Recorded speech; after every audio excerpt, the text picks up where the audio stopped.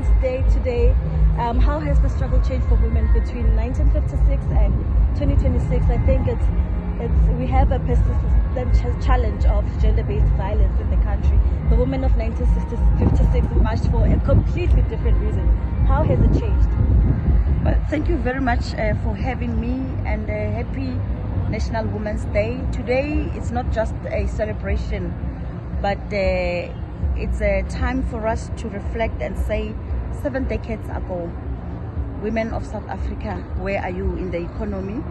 Where are you in the boardrooms? Where are you in sports? Where are you in arts and culture? 70 years, democracy was born, and as a country, we then adopted a very progressive constitution that speaks and encourages equality, and that also does away with patriarchy and gender discrepancies, that everyone is equal before the law. And that is what the 1956 women marched for. Today, women are free, women have a right to belong, women can participate in any form of activity that they would want to. But we're saying that, yes, a lot was done, but there's still more to be done. For as long as women's sports it's not formalized, we cannot say that we are free. It can only be through the women that are going to be getting adequate funding, that are going to be supported, that we're going to realize this democracy. You mentioned that we still do have challenges. How does the country now address these challenges? Because women must stand together. Women must fight, like Mayor Charlotte Maxeke has said.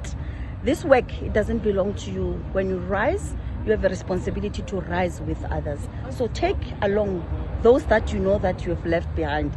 If you know your neighbors are not doing well, you still have a responsibility to go there and make them cross the bridge that you have crossed. So we can only grow and be where we want to be as a society if we are able to hold each other by hand and support one another. Before I let you go, the issue of unemployment, is it not limiting women? Because you mentioned that we need to grow. How do we grow when we have such a high unemployment rate? Can we not say that? We want young people, when they go to universities, they should be able to come up with innovation strategies of creating jobs.